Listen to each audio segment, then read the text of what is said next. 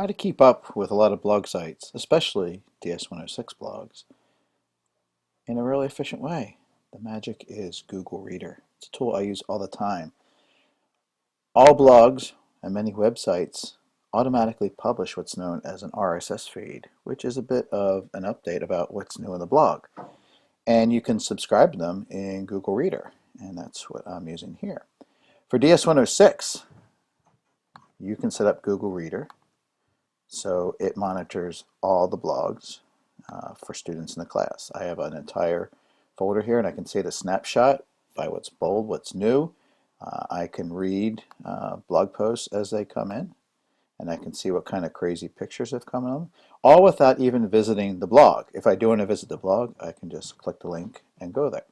So how do you set this up? Let me switch over to another browser where I don't have Google Reader set up. So in Google Reader, when you start out, you have nothing. You can paste in the URL for a blog. So if you want to keep up with what's going on in our class, 106tricks.net, I'm going to add this. It's going to say I subscribe to it. And when I click on my ds106 links, it's going to show me everything that's new. There are some settings you can do that will control. I usually go for the compact view, which is a little bit more of a sub-listing. But this shows you how you can view your blogs. So let's go back. Let's get set up. How do you find the student blogs? Well, on my blog, the one that you just subscribed to, right?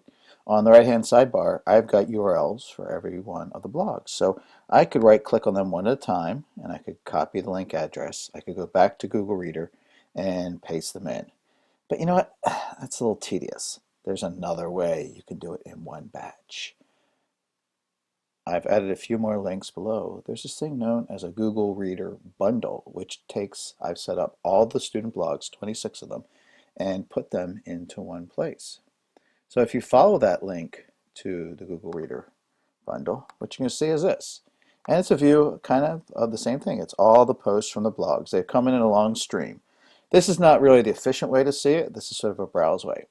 But over here on the right is this thing called OPM file. And what you want to do there is control click on a Mac or right click on a PC. You want to download the link file, and we're going to save it. And I'm going to have this file on my desktop. It's user something something something ds106.xml blah blah blah blah blah. Go back to Google Reader, and we're going to come over to our reader settings, and we're going to go to import export, and we're going to select an OPM file. And we're going to find that one I just downloaded, handily there at the top. And then we're going to upload it. And if all the magic happens, it's going to show me all the blogs that I subscribe to. When I go back to Google Reader, there we go. I already have a whole entire folder here of UMW ds106 student blogs. And I can see all those blog posts. This is everyone's in one suite. If I want a particular, just see what one person has done, I can see what John has done over at Analytic D. I can see what Eva has done over at her blog, etc. So you can look at a single student's blog or look at everybody's at once. And the key is here that all the new stuff is going to be easy to see what you read. Look at that cute cat. This is a really efficient way, again, to go to just get an overview about what's going on in the student blogs.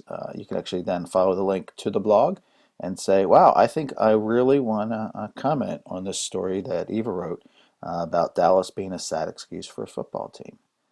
So Google Reader, it's your friend. It's going to keep you updated. It's going to help you do your commenting. Subscribe to all the student blogs. Make your life simple. You don't have to go clicking to each blog to find out what's new. Use Google Reader, and you may find other uses for it for some of your other research purposes. I rely on Google Reader. I can't really do the web without it. That's another ds106 screencast. See you out there. Always be creating.